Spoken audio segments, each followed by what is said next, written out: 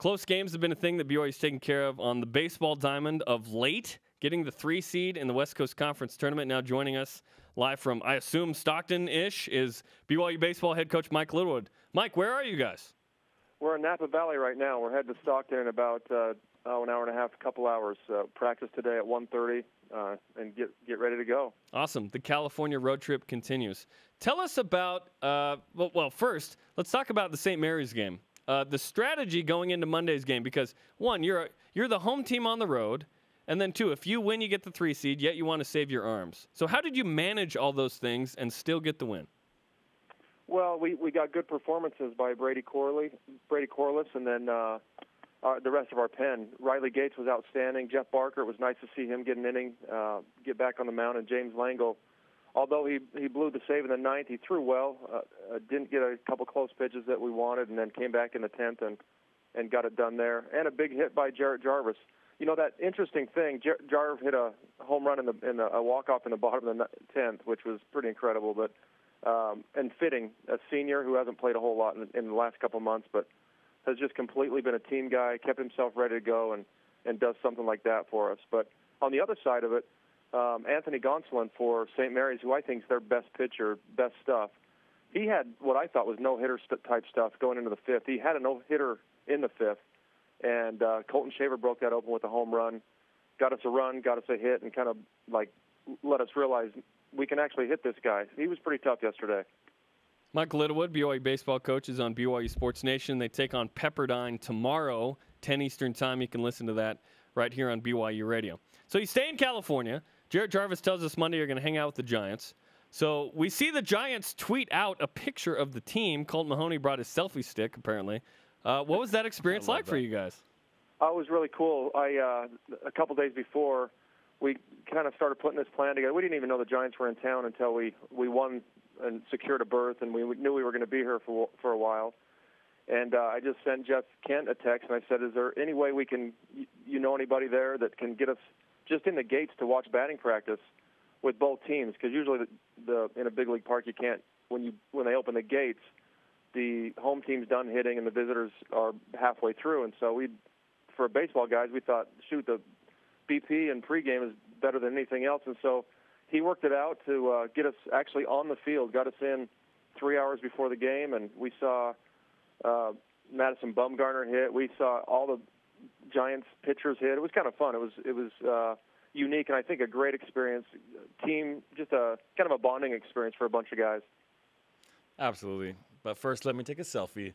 When I was a college athlete, I loved being around professional athletes, and I'm sure that was just a special time for you guys. And honestly, I think it's been an amazing season, Coach. I've had a lot of fun watching your season. 2-10 start, and then all of a sudden 26-13. How has that been? Yeah. Well, I mean, first of all, thanks. I mean, it's we want people to like what we're doing, and I think these guys play hard. That's the one thing. Right now, we're playing with a lot of confidence.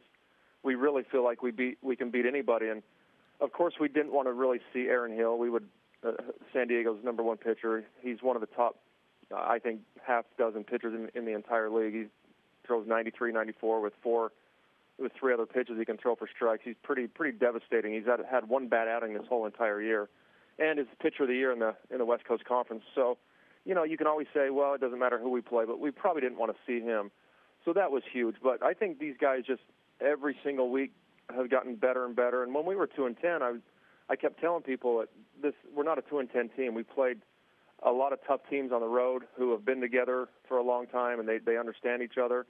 And we were just trying to feel our way through and kind of get to know each other just a little bit in a real competitive setting. And I just knew we were better than our record showed, and the guys believed that. That was the biggest thing. Dr. Craig Manning was with us all the time, and he understood that where we were mentally, and we all felt good about it. I think everybody in the program felt good. Everybody outside the program was going, uh-oh, what's happening? But we felt really good about where our season was going to go, and the guys stepped up, and they did a great job getting us to this point. You've won 5 of 6 going into the conference tournament. That one loss was by 1 run. Where's the confidence level right now of your team going into the tournament?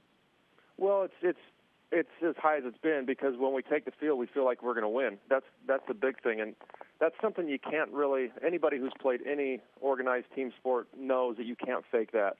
It's you can kind of fake it by yelling and cheering and doing all that stuff, but that confidence and that moxie is an inner belief, and we have that right now. And it doesn't matter if we're like we were down 7-1 against Santa Clara. We ended up losing the game in extra innings, but we came right back and tied it up 7-7. It's just nothing really affects us a whole lot. If we're up, we keep playing. If we're down, we keep playing, and we just keep playing until the final out. And that says a lot about how we've approached every single game this year. I don't think there's one game in the 52, 53 we've played that we simply haven't shown up because we didn't have the will to win. And that says a lot in baseball because there's so many games. Coach, let's talk West Coast Conference Awards. I was a little shocked, personally. I thought there'd be more guys. What's your take on the West Coast Conference Awards? Is 3 guys enough? No, it's not. I was saying, shoot, I must have been the coach of the year if we only have 3 guys on the all West Coast because, I mean, it's just silly to me. It's to me, honestly, it's a lack of respect for maybe a non-West Coast team and those guys, maybe you have to go earn their respect. But, I mean, we beat except for San Diego, we beat every one of them 2 out of 3. So why they wouldn't have respect for our guys, I wouldn't know. But that's my feeling. I mean, Bronson Larson has hit until the very last game, had got a hit in every single game, hit 380, and he doesn't get honorable mention. That's kind of silly.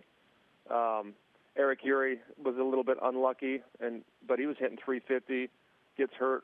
To me, should have been at least honorable mention. I don't know. I mean, I think our pitchers' numbers are a little bit inflated because we throw it at 4,500 feet. It is frustrating, but I think this is probably the only venue that I talk about that on because I'm happy for Dylan, I'm happy for Hayden, I'm happy for Colton, but I'm a little bit disappointed for some other guys. Mason Marshall is another one, 4-0, ERA below or right around 2, who just pitched.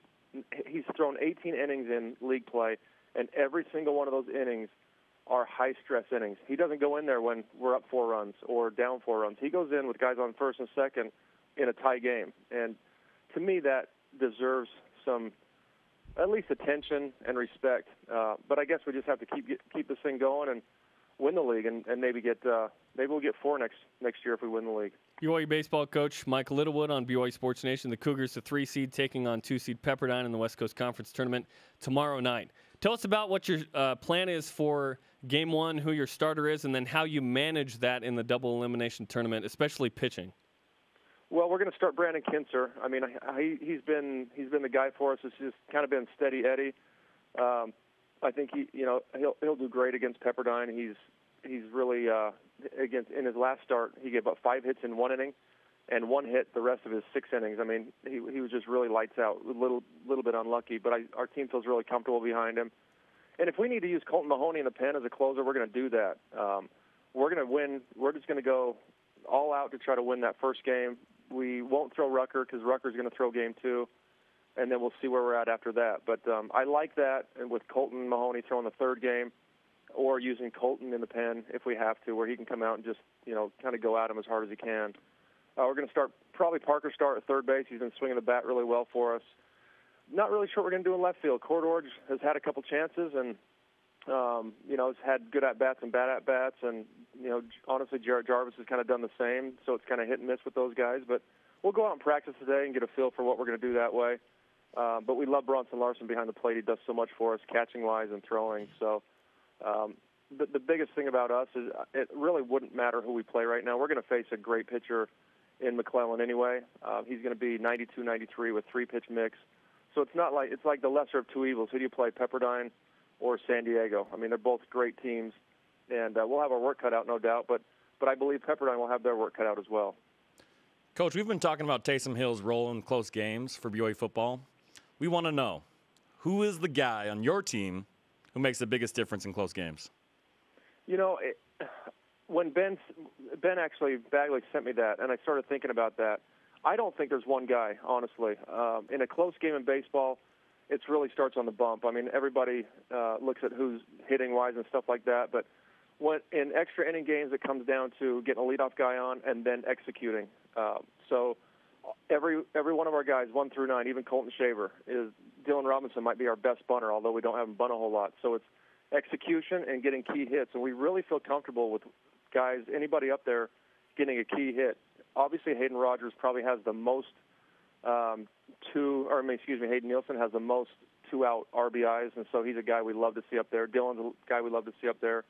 Chauncey's a guy who puts together great at-bats. But to me, I would say it comes down to guys at the end of the pen, Mason Marshall, James Langle, Keaton Senatiempo. I mean, anybody who we bring in, and Riley Gates, a left-hander who we threw in there the other day, was just outstanding, and he's going to really be good in the future for us. 89-90 from the left side and a 12-6 curveball. So I think it's on the mound and then just executing offensively, and we've done that, 7 out of 8 times this year, won those extra inning games, so that's kind of nice. Well, you've done your part. You got the 3 seed. You got into the tournament with 16 wins, exactly what you said, and we give you the BYU Sports Nation karma as you prepare for Pepperdine tomorrow. Good luck, and thanks for the time. Thanks, Coach. We'll take it. Thanks, guys. Appreciate it. BYU baseball coach Mike Littlewood, again, 10 Eastern time tomorrow on BYU Radio.